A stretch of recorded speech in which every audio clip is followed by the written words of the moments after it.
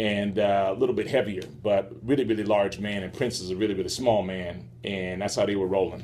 And this was clearly a spot that was, this was like an after hours kind of semi. This was like a creep spot, semi Plato's retreat, semi. I was, needless to say, I was out of position that night. I was out of position, but nonetheless, met Prince there and, hollered at him for a second. Quiet fella. He did not perform. I've heard all these great stories about Prince performing at late night joints. Now, look, he didn't perform before I left. Now, maybe he performed around 4 or 5 in the morning, but I probably broke out of there around 3, and he did not perform while I was there. So, I got to step in. But I would also say, lastly, to kind of curve it back to sports a little bit and move off of Prince. I heard a couple of Prince-related stories from sports figures this weekend. One was Carlos Boozer. Carlos Boozer used to play with the Bulls. Apparently rented Prince his home and rented him his home for about a year. And Prince came in and just started doing work on his crib. He wanted to change the front gates of the crib. He wanted to put his little Prince symbol on the front. He wanted a purple river. Apparently, Carlos had like some blue stones or something. He had like a blue stone river that ran through his home. And Prince decided that should all be purple, as in purple rain and purple water. So he changed out the whole river that was running through the man's home. He turned his master bedroom apparently into a hair salon. That is correct, a hair salon for Prince, and perhaps his ladies. Maybe everybody was doing their hair at the same time. And Lord knows Prince has some ladies. Woo! As somebody said this weekend, he never left home without a bad one. So. But anyway, after Prince did all this stuff to his house, Carlos Boozer was like, when he got the house back, he was like, what the hell did you do? And apparently Prince wrote him a note and was like, yo, man, my bad. Sorry. Yo, man, my bad. Sorry about the crib. But check this. Just put this on it and it's all good. Much love. And just wrote dude, I don't know how Carlos was going to come at him.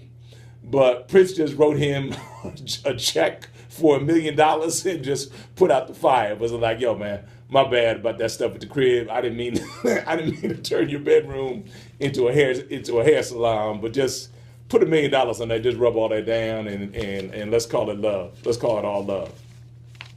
So he did that. I also thought that the contrast, as you hear about ladies, all the beautiful ladies in Prince's life, when you contrast what they say about him, even 2 ex-wives, everybody just had really, really glowing things to say about dude, whether or not it's him being, romantic, sexy, generous, kind, whatever it may be, and I thought when you contrast that to a cat like Tiger Woods, Mr. Eldrick Tiger, who got taken out by some ladies by really, really poor management. Poor management, I mean, obviously infidelity, but infidelity alone does not bring down one's career. Pissing a whole bunch of people off can bring down one's career. And if you look at how Mr. Eldrick Tiger conducted himself, and really a lot of cheapness, that's, at the core of the whole thing. Some stuff came out last week about how this cheapness thing, it made me think back on everything when Tiger's scandal erupted. So many of the fires could have been put out literally with a couple of $100 here or there. I mean, but chicks who he was spending time with who would call and be like, hey, I'd love to hook up with you, but they're about to cut off my phone and my phone bill's $300. And he's like, nah, sorry, babe, can't help you. Really? You're Tiger Woods. You're obviously dating this chick. Her phone's about to get cut off, and she's asking for $300 to keep her phone on so that you can actually hit her when you get to town. And you just let her phone get cut off rather than spot her $300. that's the kind of stuff that you just say to yourself, like, what the hell are you doing? Like, what the hell are you thinking about? I'm not saying he's got to personally make the payment, but, Tiger, shame on you for not having a staff. Shame on you for not having 5 assistants. You should have like a hierarchy of 5 different assistants. Like 1 or 2 of your boys ought to be in charge of your general manager, who's then in charge of your office manager, who's in charge of all of your assistants, and then they just start farming out responsibility. I mean, you shouldn't even have to touch this stuff, and you should have been able to manage your game. But to hear how, the contrast, and think about that, and then think about this other thing with Tiger's cheapness that got brought up with these guys who were Navy SEALs, and they were like, we spent a couple of days with Tiger teaching him how to shoot, and he was into the Navy because his dad was in the military, et cetera, et cetera. And then he invited us out to dinner, and then basically at dinner he told us we're all, we're on our own, and we had a call for, to split the tab, and it just smacks of like a lack of awareness, a lack of sincerity, a level of cheapness. These are Navy SEALs. These guys are, serving our country. And, if dinner was a couple of $1,000s, if you brought 6, 8, I don't know, a dozen dudes out to dinner and, yucked it up, had wine, liquor, lobster, steaks, whatever, man, whatever. There shouldn't even have been a bill coming to your table. Again, this is just poor management by Mr. Eldrick Tiger. Your assistant should have just thrown your black card on this like so early, or whatever card you were using. But I'm sure it's a black Amex at some point. They should have had an understanding of the bill ahead of time. That don't even bring a bill to the table. Just send a bill to the office, and I will take care of it. That would have been it. Like, what else would there be to say? But rather than pissing off a bunch of Navy SEALs and appearing to be really, really cheap, which was unfortunate for Mr. Tiger. But anyway, so that's all of my prints, and I looked into Tiger a little bit, and now I would like to get on with the rest of the show here at C-Suite Sports, but did want to pay that tribute to my man Prince. But now for this week, we've got a couple of significant issues. One of those issues has to deal with boss issues for sure. Nick, do you have anything on boss issues that we could lead into this with?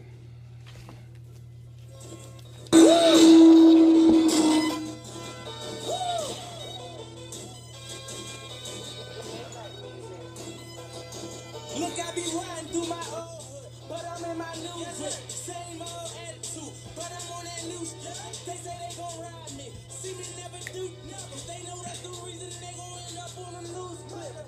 Oh, tomorrow on my wrist, bust down. We popping bottles like I scored a winning touchdown. Remember me dead broke, look at me up now. I run my city from South Philly back to uptown.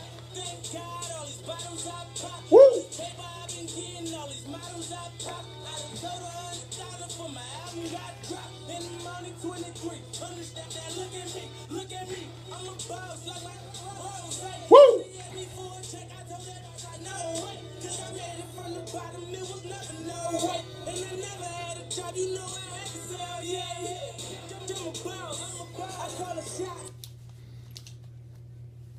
Well, for sure, we had a number of boss issues this week. First and foremost, earlier in the week, we had when I say boss issues, I think people, I've brought this up before, I think people sometimes get confused about who's in charge. Just who's in charge. Somebody is the boss. That, to hear Rick Ross and Meek Mill talk about it, is them, right? They in charge, they're the boss in their game. Well, clearly there's some people in sports who got confused about who the boss was. And I don't understand why. But Conor McGregor this past week, UFC guy, lost in his last match, But apparently he got confused between whether or not he was running the league or whether or not Dana White was.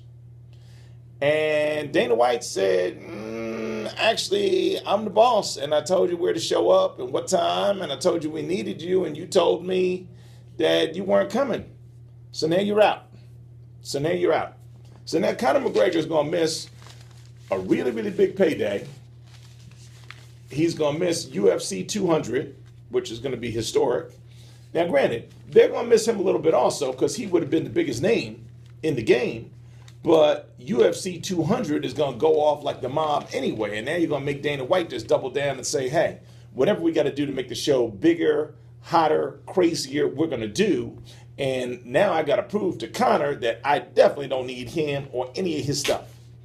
Because, as I've said before, when you're an owner, you cannot allow for your employees to start to feel like they're running the joint.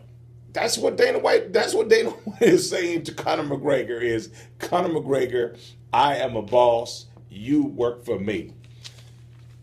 Josh Norman, Carolina Panthers, used to be of the Carolina Panthers. Now Josh Norman is with the Washington Redskins. You know why Josh Norman's with them? Is because the Carolina Panthers had to remind him that they were the boss. They were the boss. And he got confused. Josh claims that he left it to his agents and he was holding out for more money and he's got to be the highest paid defensive back on the planet and he needs $16 million a year and all of that craziness. So now Josh Norman, who had received the franchise tag, all of a sudden had the franchise tag removed from him. They took it back. They were like, yo, dude, we thought about it some more. And if you can't sign up for the franchise tag, which would have been somewhere between like 12 and 15 million or 12 and 14 million, then hey, we got to let you go, boo. We got to let you go. Go test the market. Go be a free agent. We are done. We are done. And not only did they put him out in free agency, they actually traded him to Washington Redskins. Now, he ended up getting more money. So Josh, congratulations. You ended up getting more money. But you went to the team where historically most free agents go to die. That's what happens when you go to Washington. Most free agents go there for a large paycheck and to die. That's where they go. That's like the career death that you have signed up for. Just tell me somebody who went there and really did it big and did it right. I literally can't even remember a guy, and I go back to. I'm going to go back to one of the biggest free agents I can remember when they first broke up the Chicago Bears, which was Wilbur Marshall.